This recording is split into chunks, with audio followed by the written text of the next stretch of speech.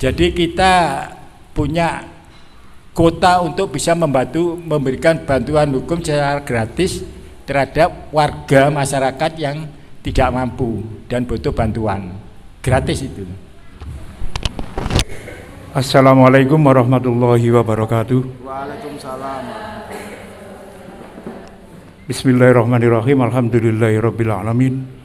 Wassalatu wassalamu ala asrofil anbiya'i wal mursalin sayyidina wa maulana Muhammadin wa ala alihi wa sahbihi ajmain, amma ba'du. Yang kami hormati Bapak Kepala Desa Kemelagi beserta teman-teman perangkat. Yang kami hormati Bapak Ibu Pos Bakum dari Pengadilan Negeri Mojokerto. Yang kami hormati Bapak Babinsa. Yang kami hormati Bapak Ibu tokoh masyarakat, tokoh pemuda Desa Kemelagi. Pertama, marilah kita panjatkan puji syukur kehadirat Allah Subhanahu wa taala yang telah melimpahkan rahmat-Nya kepada kita semua, sehingga pada siang hari ini kita masih diberikan kesehatan oleh Allah Subhanahu wa taala sehingga kita bisa hadir di Balai Desa Kemelagi ini. Kedua kalinya sholawat salam mudah-mudahan tetap tercurah kepada junjungan kita Nabi besar Muhammad sallallahu alaihi wasallam yang telah membimbing kita semua dengan ajaran-ajaran agama Islam. Bapak Ibu yang kami hormati, ini tadi mohon maaf yang sebesar-besarnya karena undangan mendadak, tapi alhamdulillah antusias Bapak Ibu semuanya untuk memenuhi undangan dari Desa Kemelagi, dari Bapak Kepala Desa Kemelagi ini sangat besar. Untuk itu kami mengucapkan terima kasih. Dan mohon izin Pak Kades dan Bapak-bapak, Bapak Ibu dari tim Pos Bagum PN Mojokerto, sengaja kami juga melakukan live streaming Bapak Ibu, karena biar masyarakat Desa Kemelagi yang tidak bisa hadir pada siang hari ini bisa menyimak acara yang sangat luar biasa ini. Karena apa? Karena kita semua sangat perlu adanya pengetahuan tentang hukum yang ada di negara kita ini. Untuk itu perlu kami sampaikan susunan acara pada siang hari ini. Yang pertama, setelah pembukaan ini nanti ada sambutan yang pertama dari Bapak Kepala Desa Kemelagi, kemudian nanti dilanjutkan sosialisasi oleh tim Pos Bagum PN Mojokerto.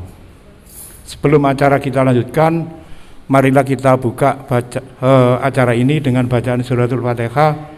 Mudah-mudahan acara ini berjalan dengan lancar. Al-Fatihah.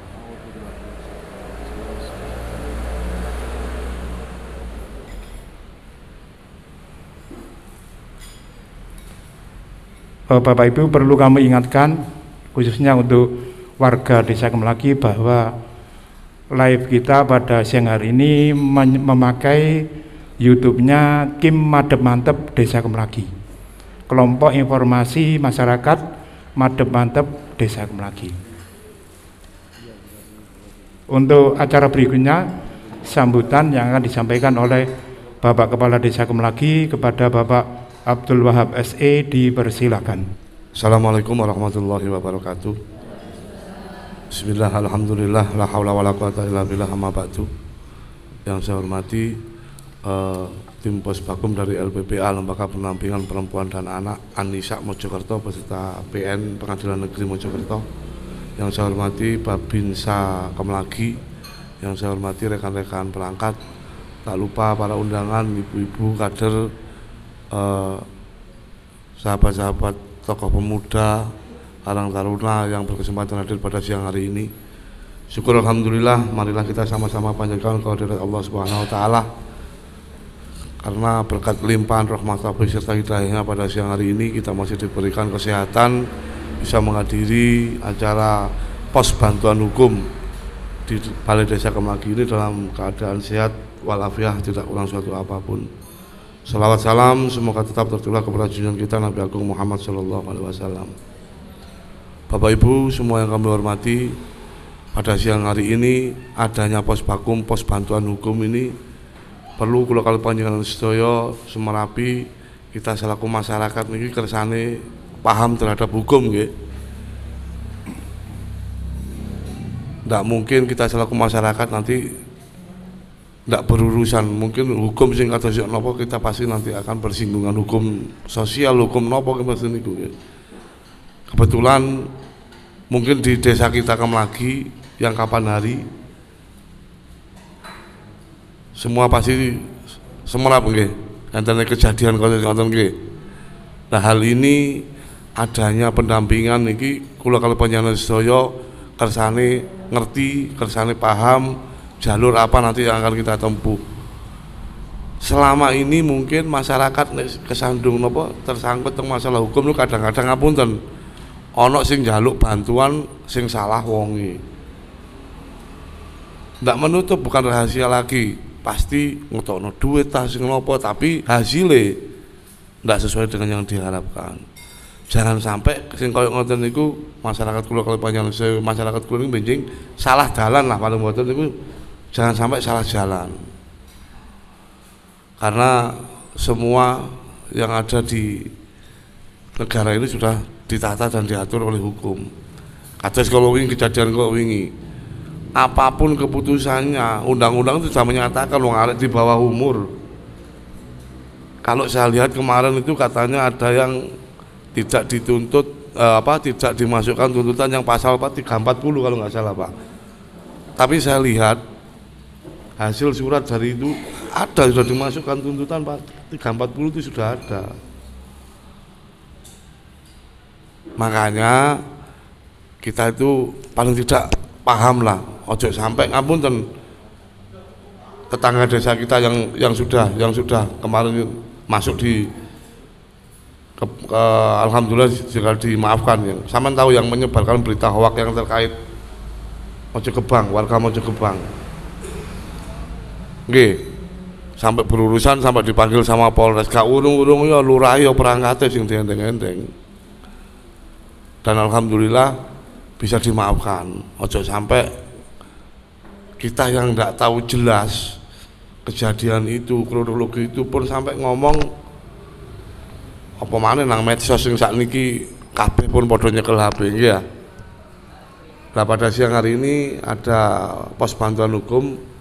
Monggo, ada permasalahan apapun, ada persoalan, ada kasus apapun, sampean konsultasikan, mumpung ada yang di bidangnya, ada yang paham betul di bidangnya yang menangani terkait hukum. Nah, atas mungkin kegiatan ini sangat tepat dan cocok setelah ada kejadian itu Pak di warga kita. Ini juga selaku kepala desa saya juga dapat pesan yang bisa dikatakan dari tersangkanya. Anaknya itu sudah menyesali, sudah minta maaf, dan saya dapat mandat disuruh menyampaikan minta maaf ke seluruh masyarakat Kemlagi. Saya tidak sekali dua kali ketemu Pak, saya sudah nemui, dan memang wis gak iso diomong ya apa kula takoni ya wis nyesel arek kok iso aku ben nglakoni koyo ngono. Dan memang kalau proses hukum di bawah umur ada undang-undang khusus, ada undang-undang yang menangani di bawah umur itu ada. Di kapak-kapakno protes ya napa ya wis kalah mbek undang-undang ya napa malih. Dan hal kayak gitu dengan pengalaman kayak gitu ibu-ibu terutama yang hadir pada siang hari ini yang lebih dekat, lebih bisa ngomong sama anak-anak kita itu saya harapkan jangan sampai hal kayak gitu nanti terulang di lingkungan panjenengan terutama di desa kita. Nggih. Monggo saling menjaga, saling memberi binaan, saling memberi arahan terhadap anak-anak kita. Jangan sampai anak-anak kita lepas kendali, lepas kontrol, terutama masa sekarang ini eranya gadget. Sampeyan kepingin nonton apa tinggal menek nduk HP wis iso kabeh. Mulai kepingin nonton sing apik, sing elek, sing yo napa teng HP pun saged, pun sampean kepingin ngeklik langsung pun saged. Dan saya harapkan terkait itu selaku orang tua juga jangan sampai teledor terhadap pergaulan lingkungan.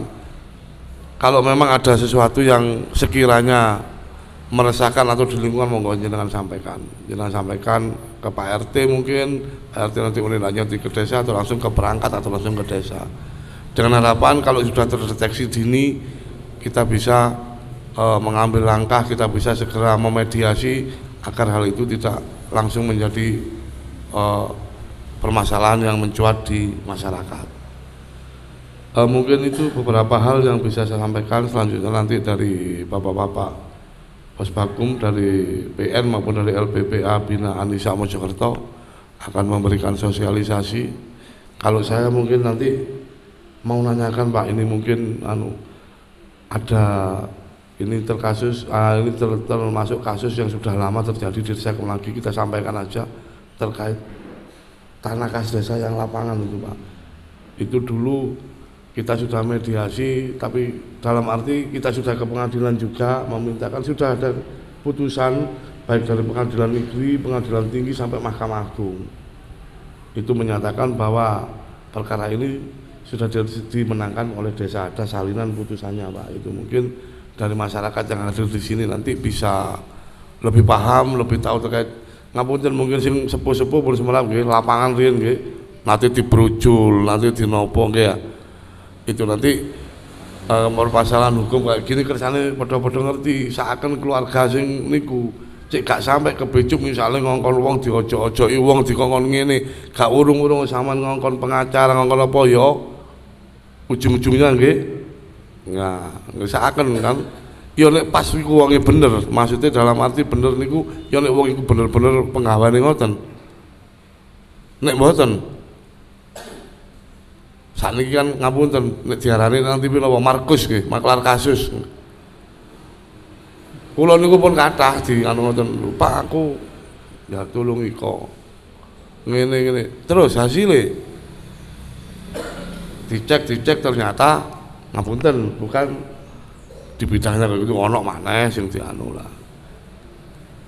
Niku pengalaman iki panjenengan saya sakniki memang masyarakat niku aja sampai di napa belajar kita sama-sama, ayo belajar cek pinter sama nek ngerti jalur, saya yakin sama untuk disegani ngurus apa sama nek ngerti jalur kok pasti disegani.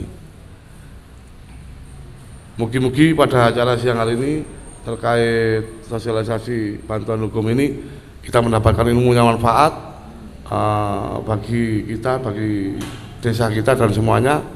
Dan selanjutnya dari saya pribadi dan rekan-rekan masyarakat mohon maaf Pak, ini tadi dadak Pak, rencananya Jumat kemarin tapi di cancel. Jumat kemarin di cancel terus diganti Jumat ini. Jumat kemarin kita sudah siapkan terus ternyata diganti Jumat ini, dan kebetulan banyak kegiatan di Agustus ini sudah mulai dari tanggal 25 kemarin adanya lomba-lomba baik di desa maupun di kecamatan sudah sampai malam Pak. Ini kalau malam ada turnamen tingkat desa bola voli Pak, tingkat kecamatan. Jadi hampir terlewatkan lah ini tadi Mas Anang pagi sudah, oh ya saya Pak jadi Pak hari ini, saya langsung moga-moga pada acara siang hari ini bisa memberikan tambahan ilmu bagi kita semua. Dari saya ada kurang lebihnya saya mohon maaf, saya akhiri dengan siratal mustaqim. Assalamualaikum warahmatullahi wabarakatuh. Bapak Ibu yang kami hormati, demikian tadi sambutan dan arahan yang telah diberikan oleh Bapak Kepala Desa Kemelagi. Kepadanya disampaikan terima kasih. Menginjak acara berikutnya yakni sosialisasi yang akan disampaikan oleh tim pos bantuan hukum Pengadilan Negeri Mojokerto. Mungkin Bapak Ibu sudah familiar tentang salah satu narasumber yang ada di depan ini. Yang paling ganteng ini adalah Bapak Anam Manis. Ini kita sudah sangat kenal sekali ya dengan Bapak Anam Manis. Mungkin panjenengan kalau ada undangan di kegiatan kabupaten, beliau sering memberikan sebagai narasumber. Selanjutnya kami berikan waktu dan tempat sepenuhnya kepada tim Pos Bantuan Hukum Keliling Pengadilan Negeri Mojokerto. Dipersilakan. Bismillahirrahmanirrahim. Assalamualaikum warahmatullahi wabarakatuh. Bismillahirrahmanirrahim. La haula wala quwata illa billah. Amma ba'du. Yang saya hormati Bapak Kepala Desa Kemlagi, Bapak Babinsa, Bapak-bapak, ibu-ibu semuanya yang berbahagia. Perkenalkan, saya Anam Anis. Ini Direktur LPPA Bina Nisa, Lembaga Pendampingan Perempuan dan Anak. LPPA Bina Nisa itu singkatannya. Nah, yang di sebelah ini saya perkenalkan dulu ya biar enak. Jadi yang sebelah kiri saya terus sampai sana ini, yang pertama ini Mbak Caca. Enak sebutannya aja gampang, Mbak Caca. Yang berikutnya Mbak Safa. Yang berikutnya Mbak Tika, berikutnya lagi Mbak Galo, berikutnya lagi Mbak Yuni. Nah, mereka ini adalah para advokat di Bina Nisa. Jadi mereka ini sudah memiliki brevet, sudah memiliki izin untuk bisa mendampingi, membantu masyarakat yang menghadapi masalah-masalah hukum. Itu perkenalan terhadap yang hadir hari ini. Terkait dengan masalah Posbagum, Posbagum ini adalah pos bantuan hukum yang ada di Pengadilan Negeri Mojokerto dan itu setiap tahun ada. Nah, Pengadilan Negeri Mojokerto berdasarkan surat edaran Mahkamah Agung itu harus bekerja sama dengan lembaga yang punya concern di bidangnya. Dalam hal ini adalah masalah-masalah konsultasi dan bantuan hukum pendampingan. Nah, kalau di Pengadilan Negeri Mojokerto ini biasanya yang piket yang memberikan konsultasi itu mereka ini yang di sebelah saya ini. Ini semuanya juga bergantian di sana untuk memberikan konsultasi. Tugas dari Posbagum itu dalam surat edaran Mahkamah Agung nomor 14 ya tahun 14 itu memberikan advis dan konsultasi terhadap masyarakat yang tidak mampu sebenarnya. Yang tidak mampu itu adalah orang yang memiliki KIS atau surat keterangan tidak mampu dari desa.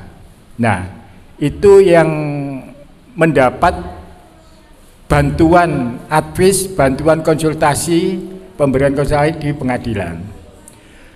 Dari Bina Nisa ini mulai tahun 2021 itu sudah bekerja sama ditunjuk sebagai penyelenggara pos bantuan hukum di Pengadilan Negeri Mojokerto. Seperti yang Bapak Ibu lihat ini adalah banner yang selama ini kita tampilkan ya seperti ini. Dan ini nanti Bapak Ibu semua ini nanti dalam forum ini itu akan masuk dalam laporan sampai Mahkamah Agung. Kegiatan seperti ini sampai Mahkamah Agung, Nyun Sewu. Jadi semangatnya ini diapresiasi oleh negara melalui Mahkamah Agung. Ya alhamdulillah bisa hadir ini. Semula memang rencana Jumat yang kemarin ada satu dan lain hal akhirnya pending dan dilanjutkan hari ini. Alhamdulillah yang hadir juga banyak.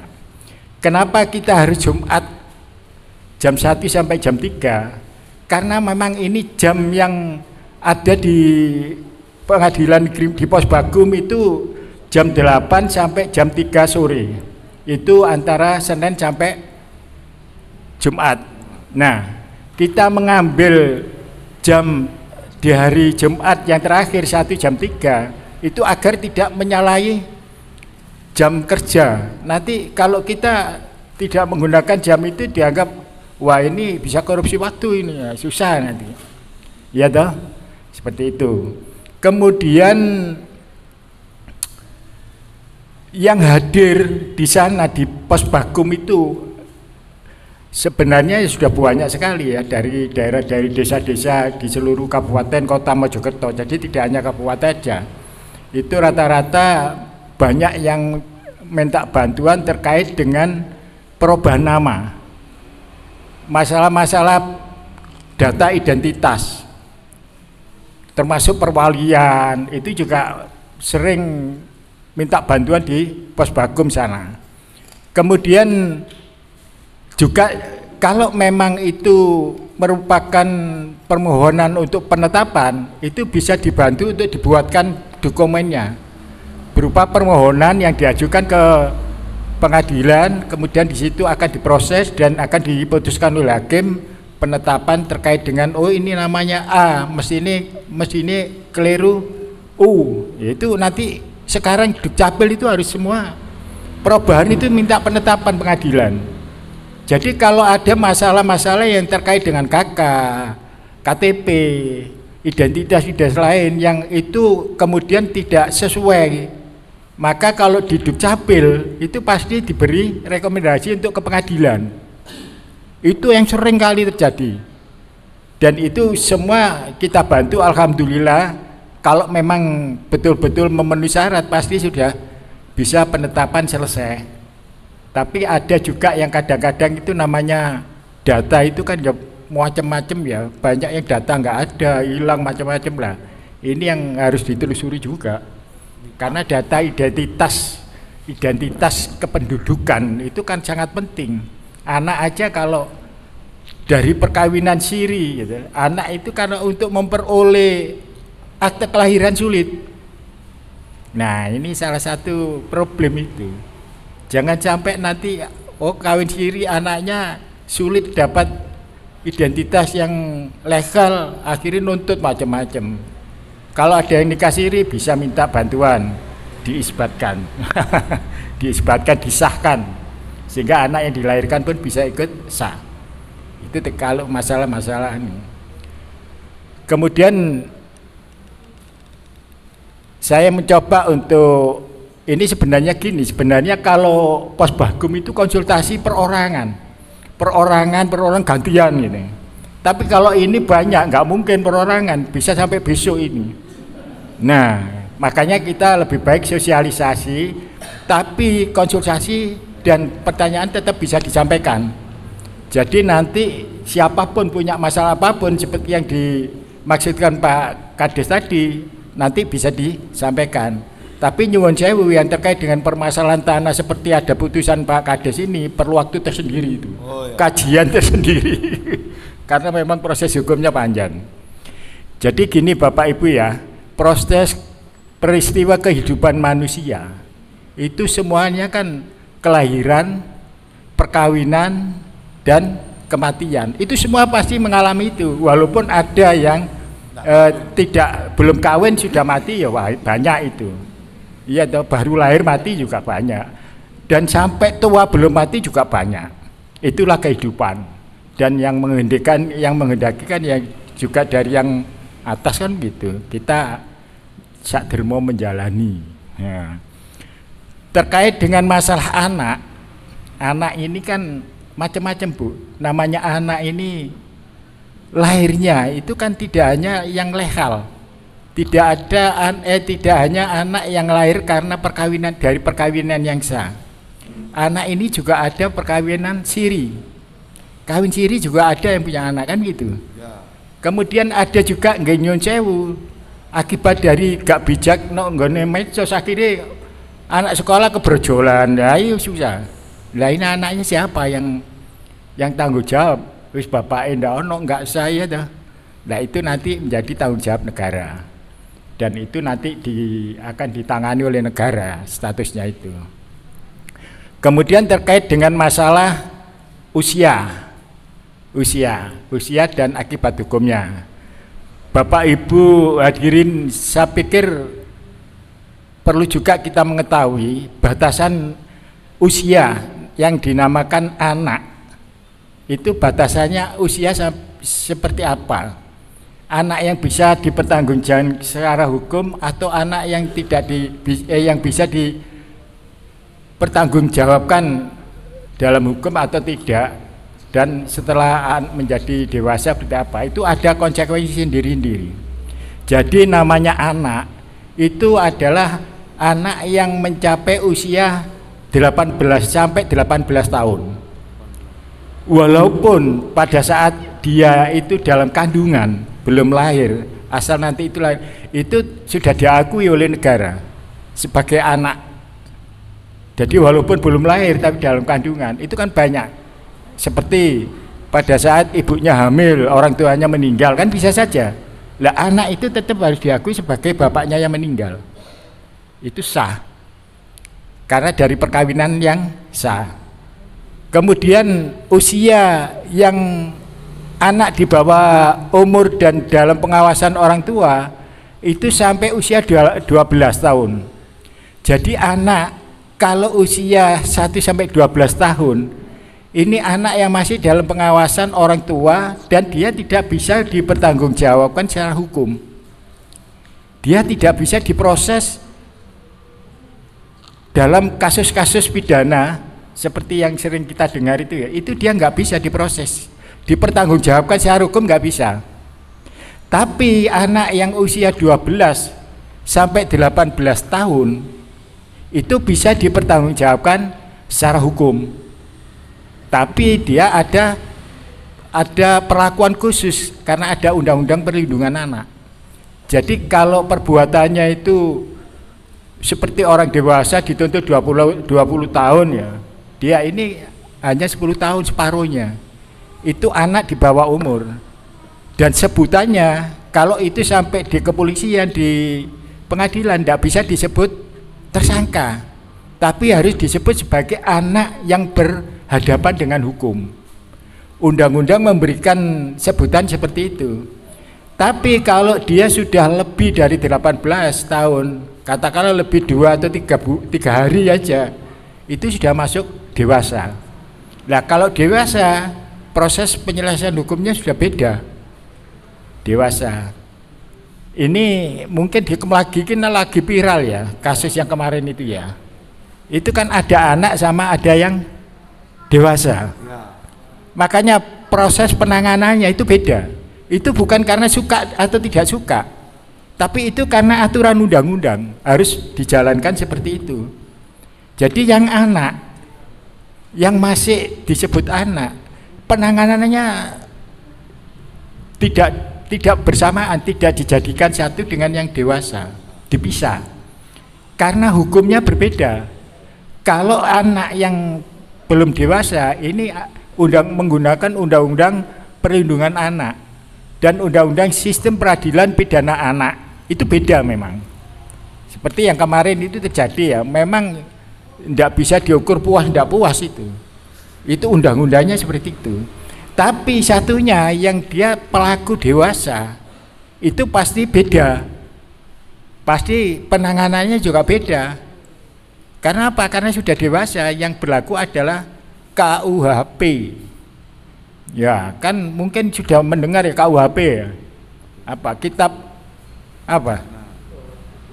Kitab Hukum Pidana. Jadi di dalam KUHP itu sudah diatur pasal-pasal terkait dengan kejahatan, pencurian, kekerasan seksual, masalah-masalah pembunuhan, macam-macam itu sudah diatur dalam KUHP dan itu sanksinya beda.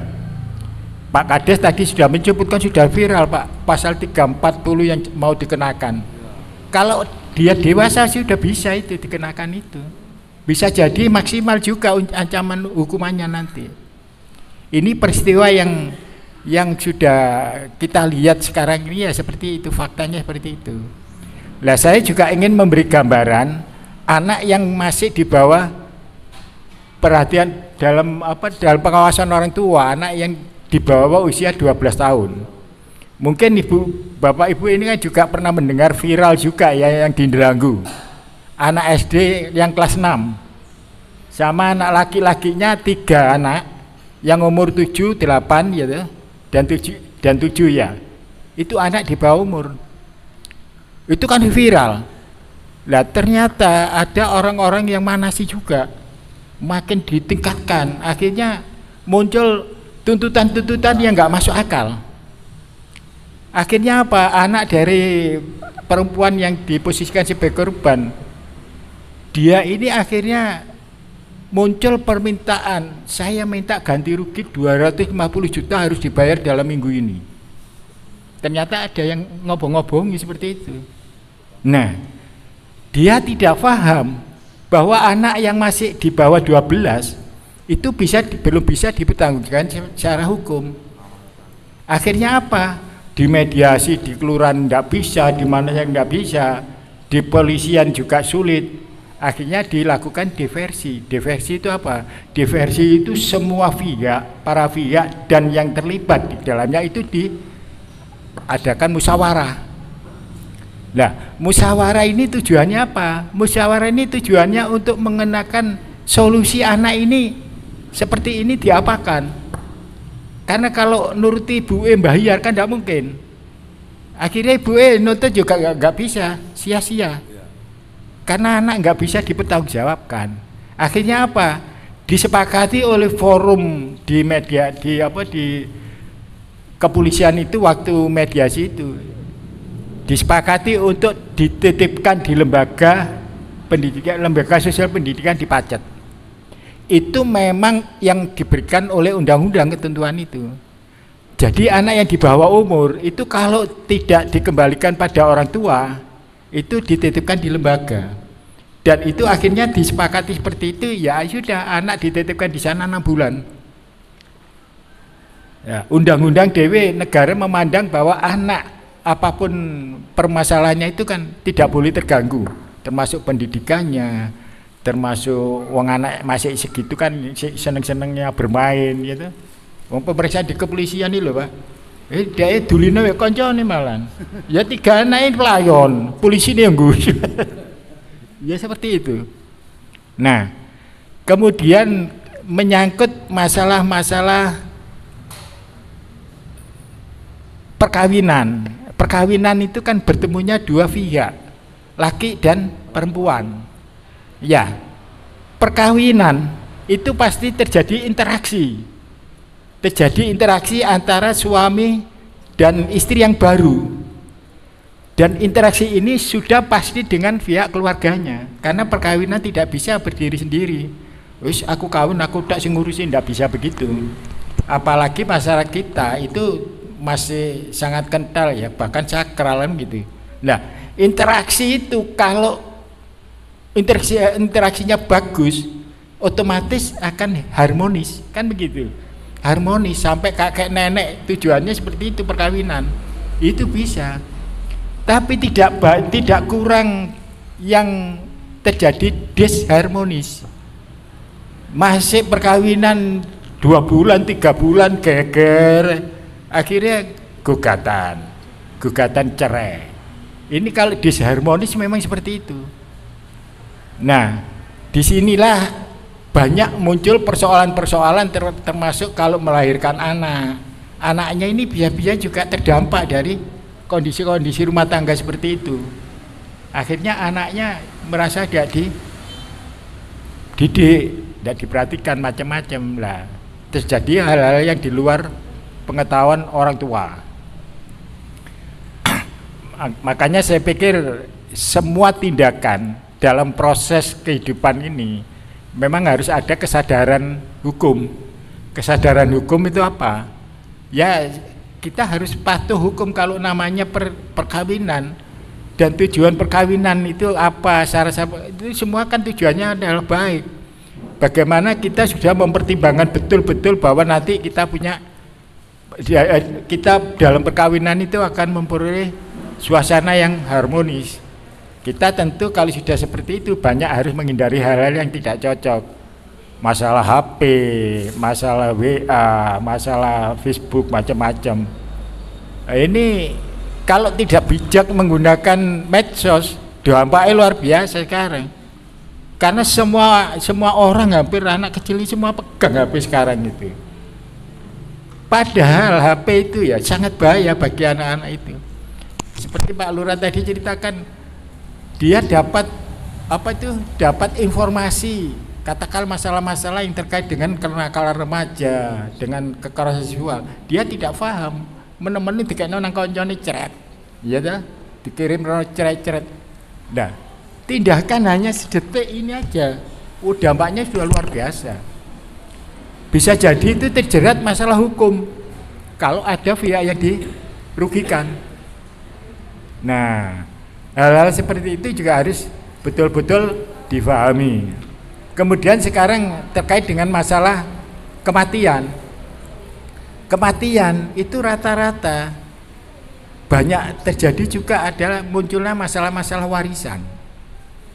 Memang dampak dari kematian adalah munculnya kewarisan. Kewarisan ini ada ahli waris dan ada harta warisan. Ini seringkali terjadi masalah pada saat ini sudah pada semacam apa ya, semacam sudah periode kedua ketiga. Anak ejek rukun, mari ngono putu asalnya anak 5, begitu kawin semua jadi anak selawe putu. Nah, pola pikirnya sudah beda, itu sudah banyak masalah. Di sini sering terjadi masalah-masalah rebutan warisan. Kalau sudah rebutan warisan, itu sudah tidak pertimbangan wah ini keluarga saya itu sudah enggak begitu. Dianggap musuh kabeh. Ya apa supaya kabeh ku kalah mbak aku. Pikirannya sudah seperti itu kalau di hadapan hukum. Nah, sehingga kalau menyangkut masalah-masalah warisan itu sebaiknya memang juga kalau tidak paham lebih baik dikonsultasikan dulu. Kalau di Mojokerto ada Posbakum, tidak apa-apa datang ke Posbakum. Nanti dibantu, dijelaskan, diberi advice seperti apa masalah-masalah warisan. Oh, masalah-masalah perkawinan juga bisa kita berikan semacam konsultasi, semacam ya akan diberikan advice juga sama mbak-mbak ini nanti. Nah, kalau sudah seperti ini, tentu setidak-tidaknya itu kan cepat paham ya untuk mengatasi masalah itu. Dan itu tentu juga akan tidak hanya pada diri sendiri, berguna pada diri sendiri, tapi bisa disampaikan pada keluarga, pada teman. Oh, nyatanya seperti ini penyelesaiannya. Kan bisa saja begitu. Iya toh?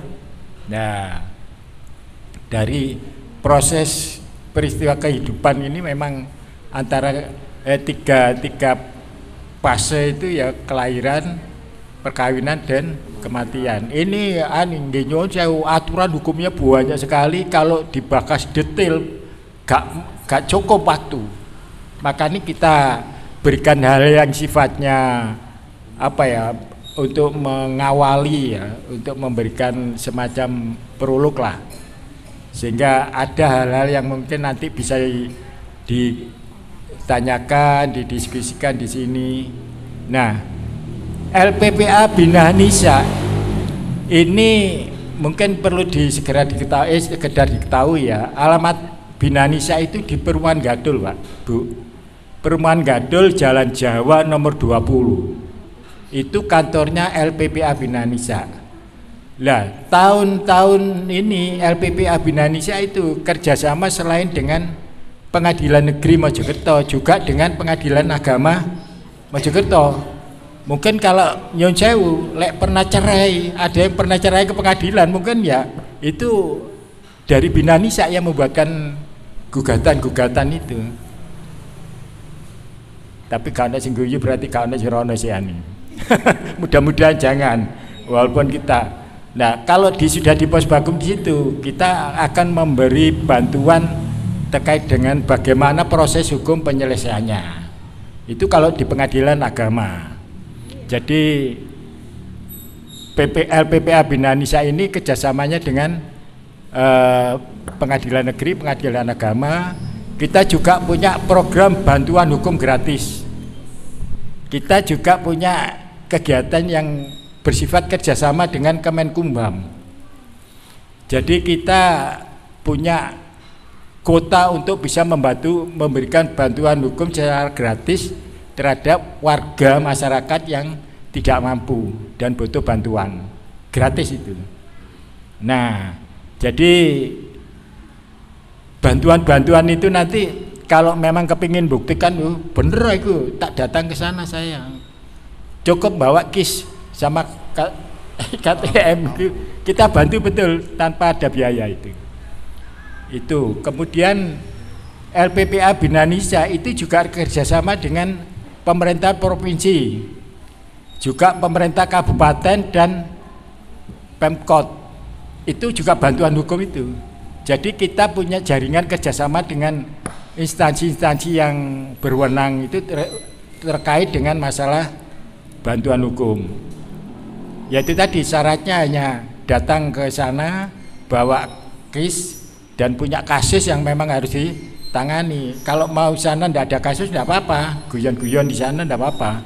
Ini loh ya, ini mbak-mbaknya juga seneng guyon semua ini. Ya dah. Jadi memang ya namanya hidup kan tidak boleh terlalu sepaneng ya. Itu ono guyone lah bahasanya. Kemudian, nah ini mungkin juga Pak Lurah, Pak Kades mungkin ada warganya yang dia ini nikah siri dan belum bisa kawin karena usia juga. Ini nanti bisa kita bantu untuk isbat. Kita ajukan isbat di pengadilan agar nikahnya itu menjadi sah. Kalau sudah punya anak, biar anaknya juga ikut sah, sehingga tidak akan menjadi potensi masalah di masa depan. Banyak anak ya nyosewu ya gak ore-ore ya, banyak anaknya orang nikah siri, kawin siri, akhirnya kesulitan. Dia mau sekolah ya, mau daftar kerja, macam-macam. Kalau ditanya akte kelahiran pasti nggak punya. Yang ada akte kena lahir. Kalau akte kena lahir itu tidak disebut bapaknya siapa. Nah ya tolak-tolak nyekel akte kan. Nah itu ada solusinya. Ada solusinya. Asal tidak kawin sirinya karena diwayu. Ya toh, lek diwayu nggak bisa diisbatkan karena terhalang syarat poligami. Ya toh. Jadi kalau iki istri keduanya Pak A misalnya ya, istri keduanya, ternyata istri keduanya ini hanya siri, mau nikah dengan istri pertama nggak setuju, nggak ngasih persetujuan ya nggak bisa juga. Lah yang seperti ini nggak bisa diisbatkan itu. Jadi yang bisa diisbatkan itu hanya karena dia ini sebenarnya memenuhi syarat tapi belum dilaksanakan pencatatan nilai bahasa gitu loh. Gini orang kampung tetangga semua sudah tahu, oh iya itu istrinya si A, oh itu istrinya si B. Tapi kalau ditanya bukti sahnya tidak ada. Nah itu perlu solusi hukum kalau sudah seperti itu. Saya pikir ini untuk mengawali memang nanti ya nyusahu kita juga terbatas ya jamnya. Biar nanti tidak dipandang saenak dewe bahasanya. Bukan saenak dewe yang merugikan. Dan nanti kalau ke PN yang sering menetap ini Mbak Caca sama Mbak Safa. Kalau yang di PA itu yang bertiga itu kadang-kadang ada di sana bergantian memang. Jadi nanti kalau ke sana ketemu ini malah enak lu. Saya dulu dari lagi loh, oh iya kan sudah ketemu ya. Nah, sudah ngomong-ngomong masalahnya apa enteng gitu.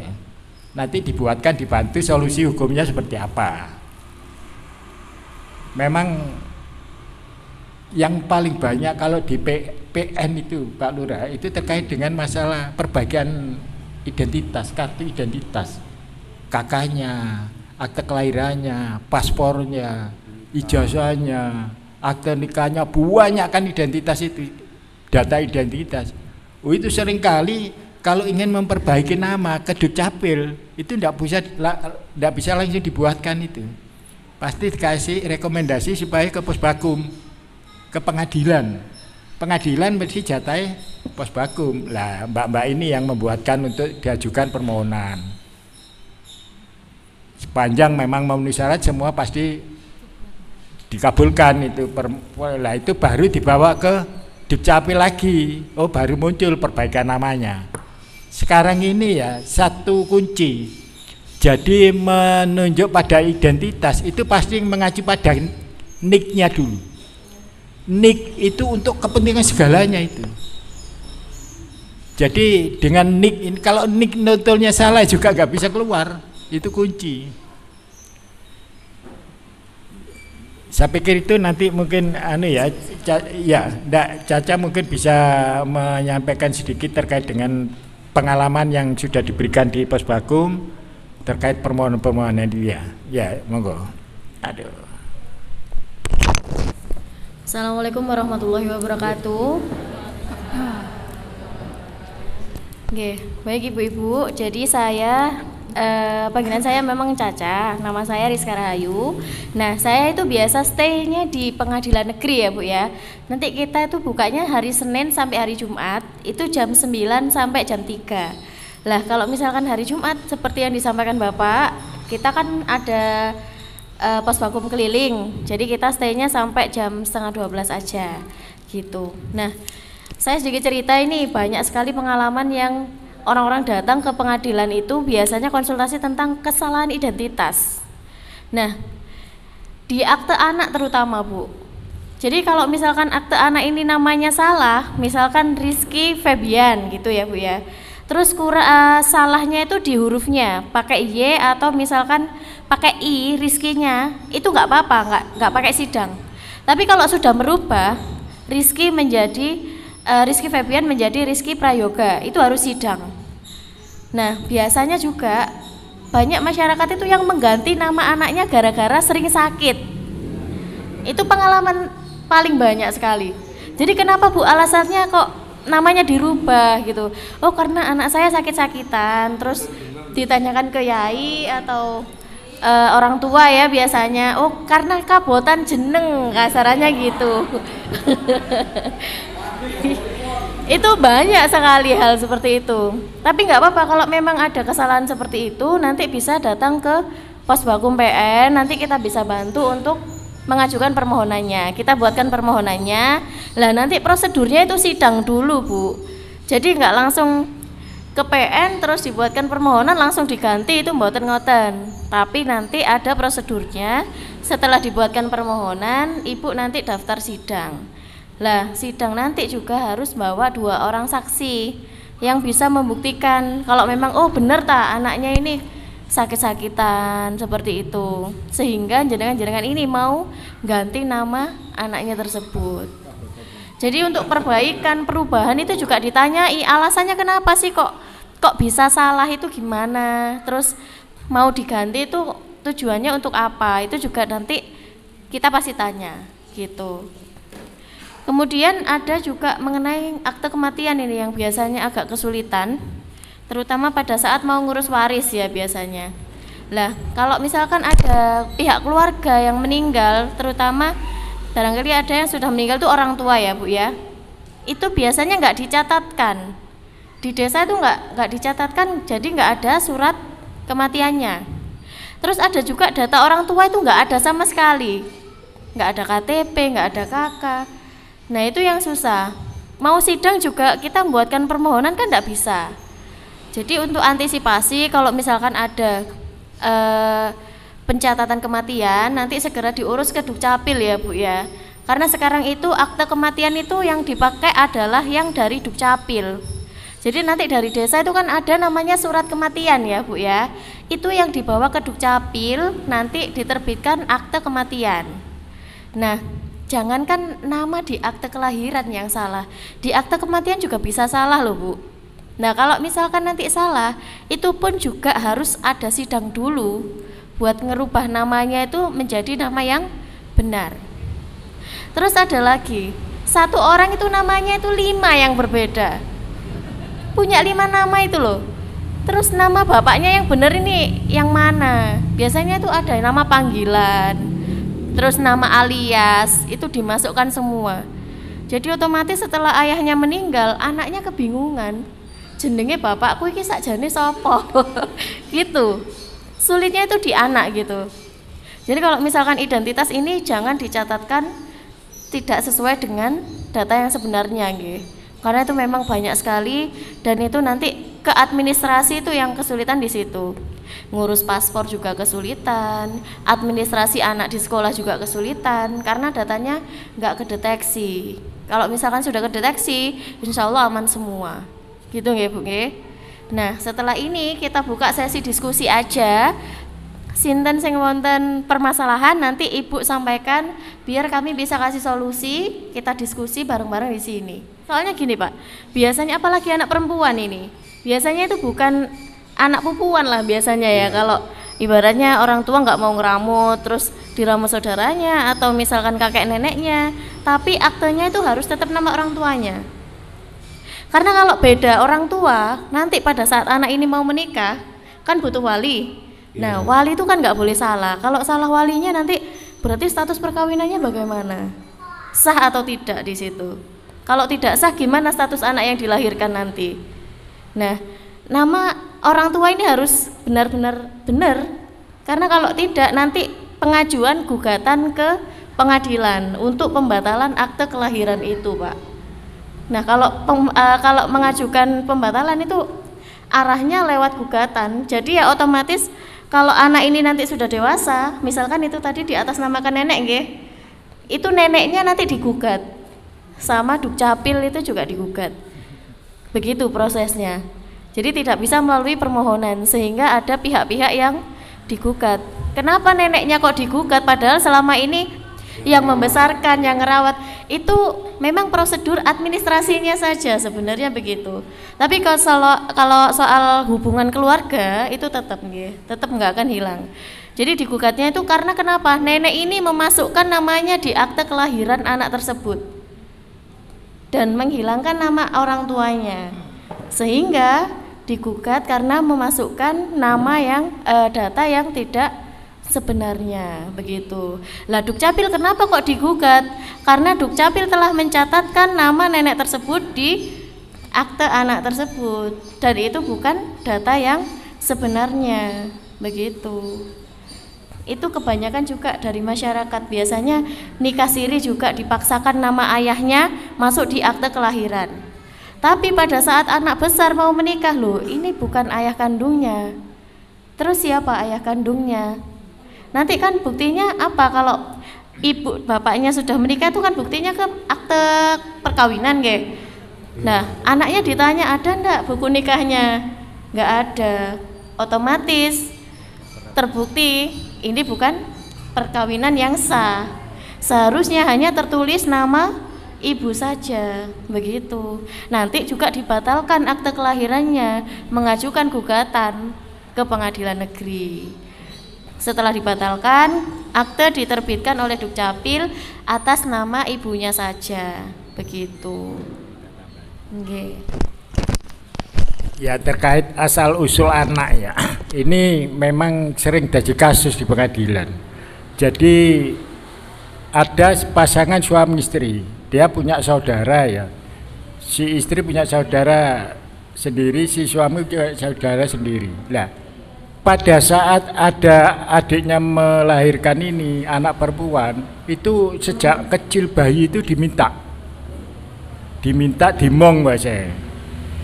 Jadi bukan status anak kandung, tapi orang ini orang kaya, bisa mempengaruhi siapa saja lah di situ waktu itu ya.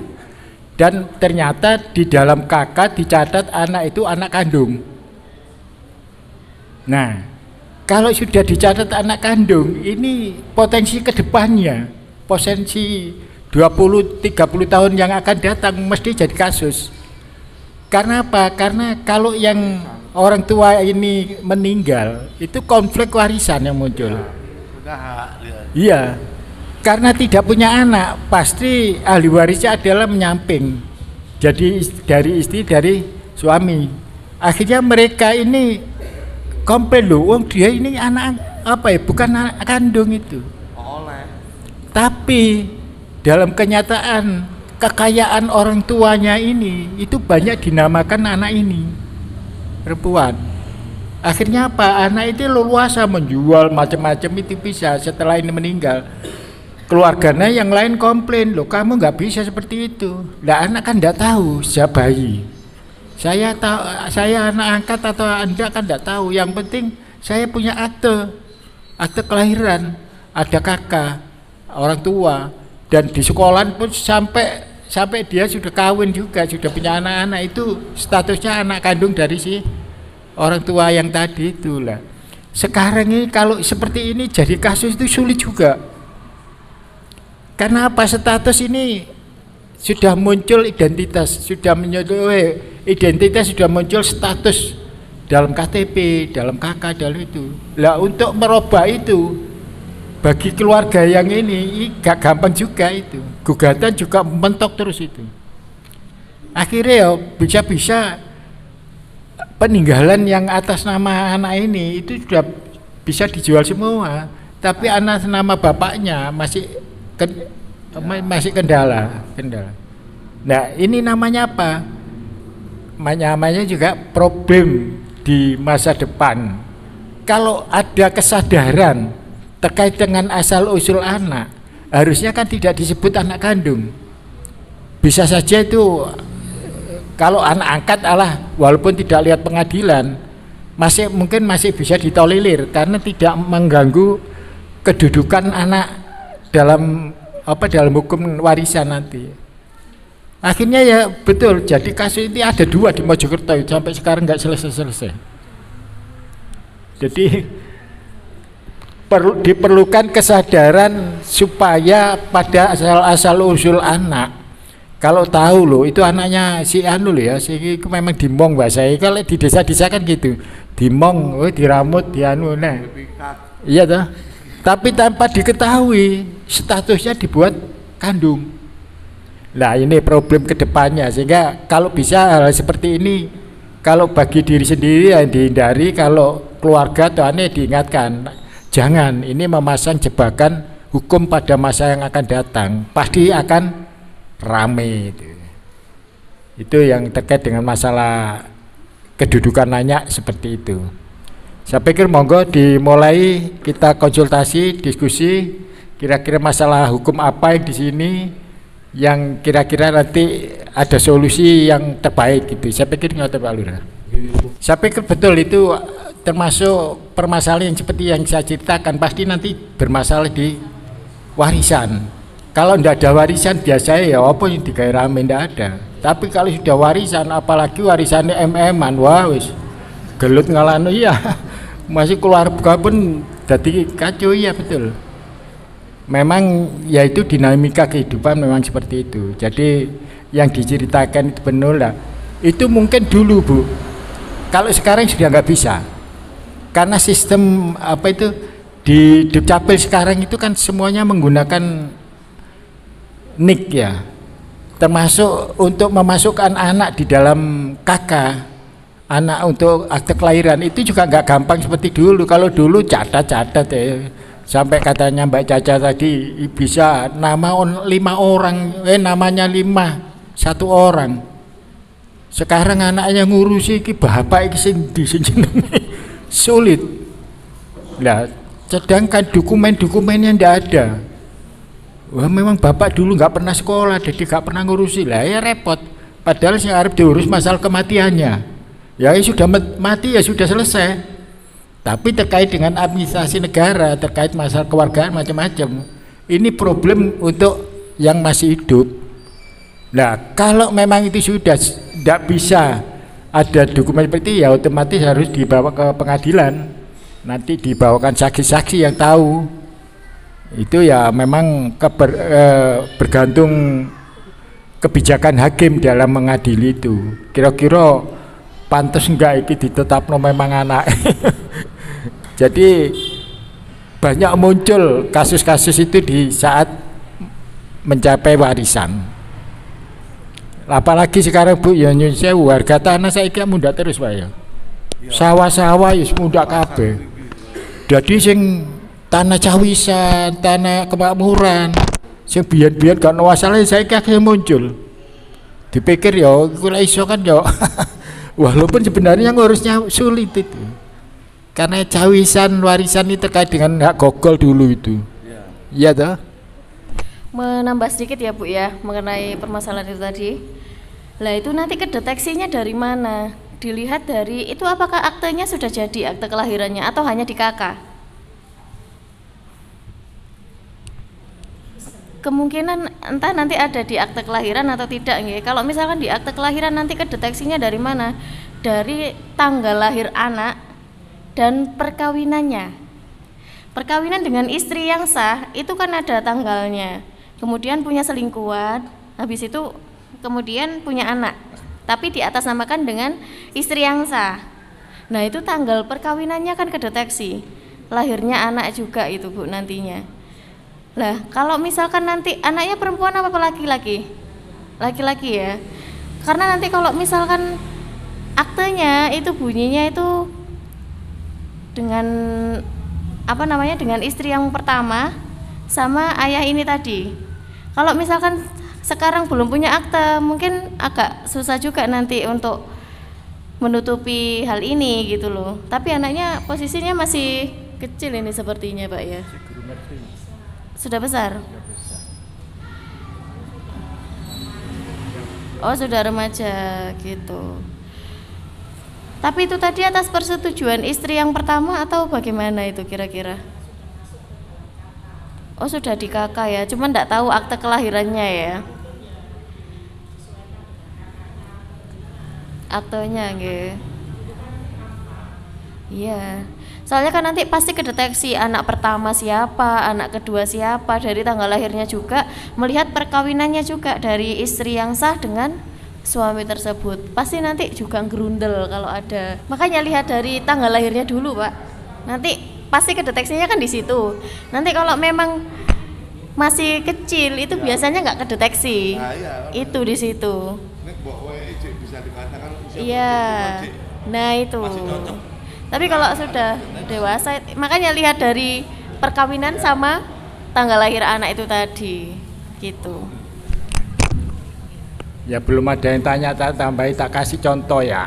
Ini pernah hidup orang di Mojokerto, suami istri dan dia punya jabatan tinggi. Kemudian namanya juga mungkin mergo duwe kekuasaan, leluasa kan gitu.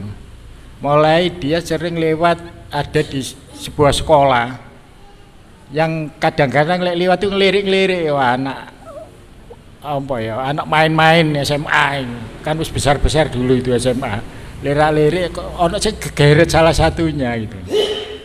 Ya tadi gegeret salah satu, wis mungkin ya semacam lek jenom nih pacaran lah. Riwi ya toh. Nah, akhirnya keterusan dan punya anak. Dia tidak bisa melakukan perkawinan secara sah, maka dia disiasati kawin siri biar gak digerebek sama tetangga. Nah, kemudian anak ini lahir, statusnya kan tidak bisa sebagai anak kandung sah, bapak ibu tidak ada. Akhirnya apa? Anak ini begitu suaminya seperti ini, yang istri sahnya itu lari, mangkel, marah, biar tidak bisa digugat cerai, dia lari tapi menunjukkan saya itu masih ada, cuma di mana itu tidak terdeteksi. Nah, artinya apa? Biar dia menunjukkan bahwa saya itu masih hidup, kamu mau gugat saya di mana ya bisa, gugat cerai itu ya. Sudah. Setelah berjalan kecil, sekolah sampai S1 anak itu sekolah. Ternyata sejak kecil sampai S1 itu untuk kepentingan identitas, untuk kepentingan dokumen-dokumen kewarganegaraan anak itu bisa diperoleh nggak tahu caranya ya, karena orang punya jabatan, punya kekuasaan, ya sih gawe niki kan bisa. Nah, ternyata pada saat S1 itu kebongkar masalah ini, karena orang pada pensiun yang dulu bantu pensiun, terus ada yang cerita ini lah kebongkar, akhirnya diblok masalah identitas itu di Dukcapil. Nah, setelah diblok, anak ini kaget juga, kenapa? Akhirnya anak ini mencari tahu, oh ternyata memang saya itu dia terakhir secara sah, tapi secara nikah siri. Maksud saya secara sah itu yang sudah ada akte perkawinannya, itu sah. Tapi kalau tidak ada walaupun siri, ya memang sah secara agama, tapi status anak karena tidak dicatat oleh negara, akhirnya sulit. Nah, lucunya lagi sekarang anak itu sudah mau daftar advokat. Iya, itu sekarang di Jogja. Mau daftar advokat, dia kesulitan karena sudah diblokir itunya, identitasnya. Sekarang ibu sama bapaknya itu diancam gara-gara ibu dan bapak perlakuannya seperti itu, sehingga saya seperti kesulitan sekarang. Wah, akhirnya ibunya sama bapaknya bingung. Wes diancam macam-macam sama itu, gak terima. Nah, ini peristiwa yang memang tetap akan sulit untuk bisa memperoleh status hukum yang sah, karena isbat juga nggak bisa, dia ada istri. Mau apa itu pengesahan anak juga nggak bisa karena dia lahir tidak dari perkawinan yang sah. Nah, ini akan menjadi kasus panjang seterusnya. Korbannya adalah anak. Nah, ini yang perlu kesadaran. Hal-hal seperti ini kalau bisa ya janganlah bahasai nuruti seneng, nuruti enak tapi tidak tahu akibatnya. Ternyata akibat ada yang menanggung seperti itu, kasihan juga. Ini sekedar contoh aja dan itu ada memang. Bahkan sempat datang ke kantor saya itu minta solusi, ya sulit saya memberi solusi karena isbat nggak bisa. Penetapan mengesahkan nikahnya juga nggak bisa. Dicapil nggak mungkin mengeluarkan identitas KTP kakaknya yang benar. Jadi bila Bapak Ibu ada masalah terkait dengan hukum, bisa bantuan hukum ke LPPA Bina Nisa, itu bisa di pengadilan, baik pengadilan negeri, pengadilan agama, maupun ke kantor Bina Nisa. Ya tadi itu yang di Jalan Jawa 78 Mojokerto, itu ada online-nya juga, ada WA, kalau ingin melalui WA bisa, konsultasi lewat WA bisa, konsultasi online apa terkait dengan Posbakum atau Bina Nisa boleh. Nah, kalau memang seperti itu nanti kita pinginnya itu memberi bantuan yang seluas-luasnya lah, masyarakat yang ada masalah itu coba kita bantu.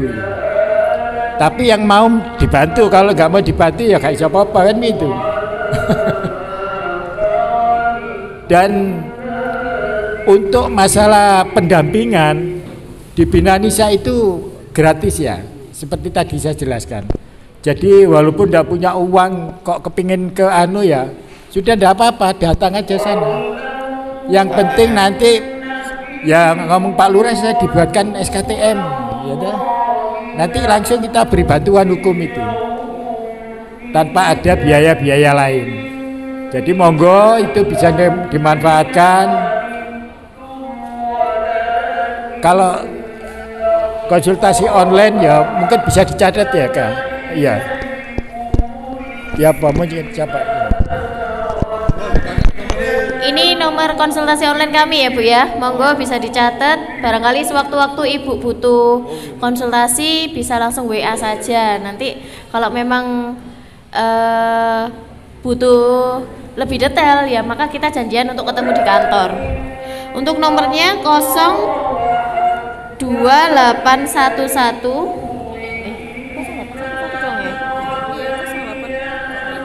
Oh ya.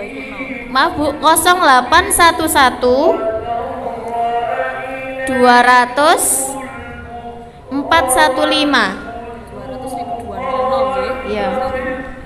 Saya ulangi 0811 200 415. Itu nggih. Monggo sewaktu-waktu kalau jenengan butuh konsultasi bisa langsung WA aja.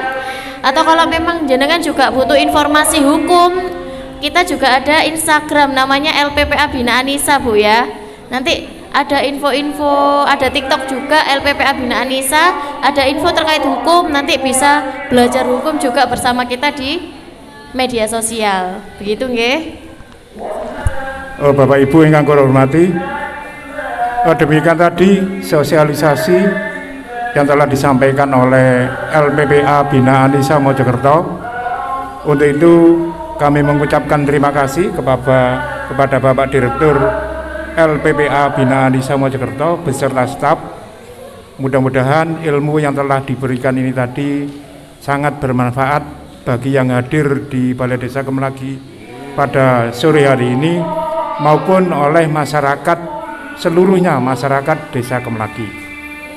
Bapak Ibu yang kami hormati, tadi terkait dengan khususnya akta kematian. Alhamdulillah untuk Desa Kemelagi ini kemarin ada program dari Dukcapil Kabupaten Mojokerto melalui SMS. Jadi kemarin sewaktu ada program ini kita melaporkan hampir 200 warga kita yang telah meninggal dunia, sehingga almarhumah tersebut mendapatkan akte kematian. Ini program dari Dukcapil Kabupaten Mojokerto. Bahkan akte yang sudah selesai diantar sendiri ke sini ke balai desa oleh petugas dari Dukcapil Kabupaten Mojokerto. Itu inovasi Dukcapil Kabupaten Mojokerto. Setelah itu langsung di pusat ada program siak, sehingga program tersebut sementara masih berhenti. Tetap mempergunakan bisa online tapi memakai WA.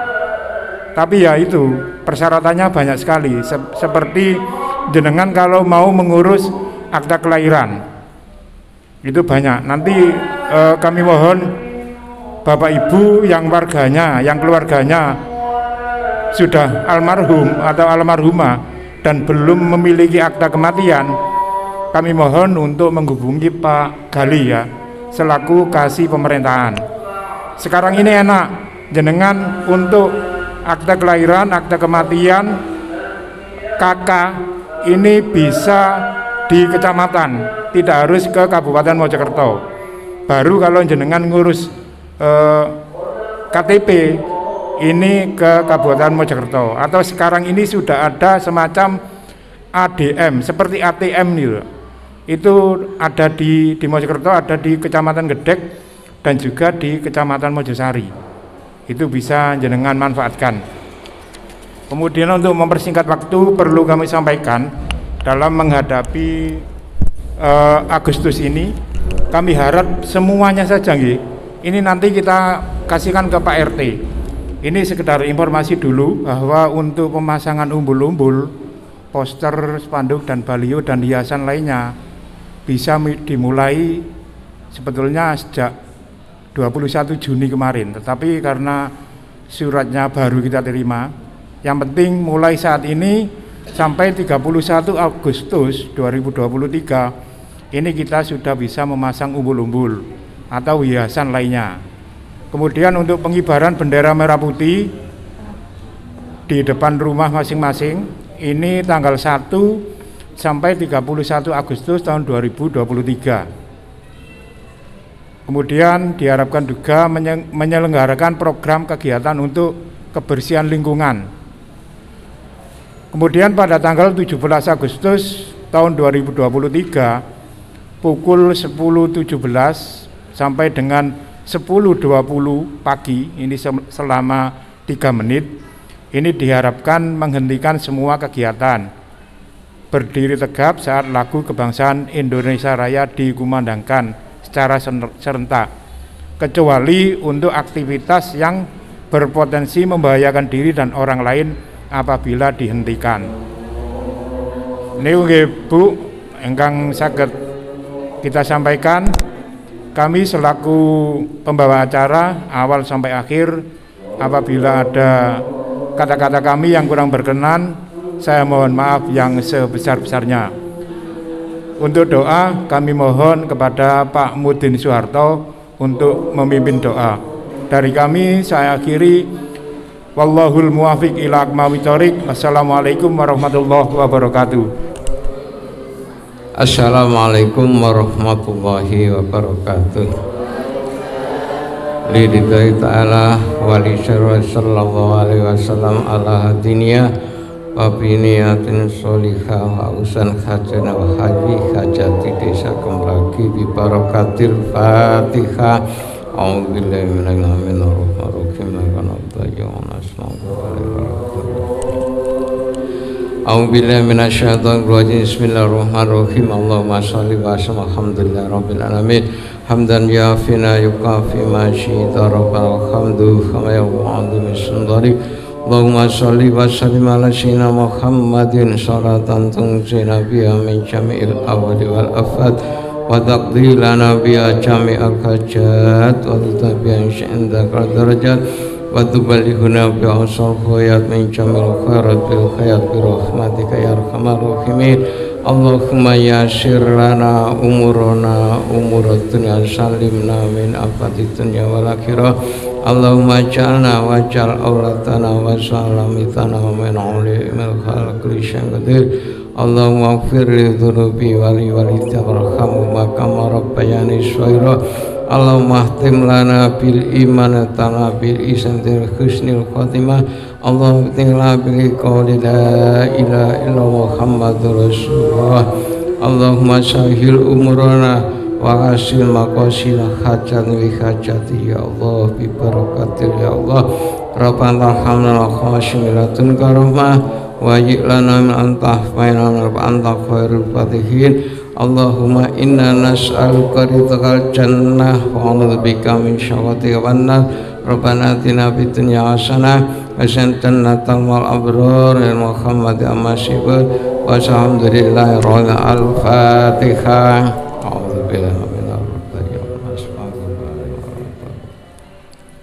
Assalamualaikum warahmatullahi wabarakatuh.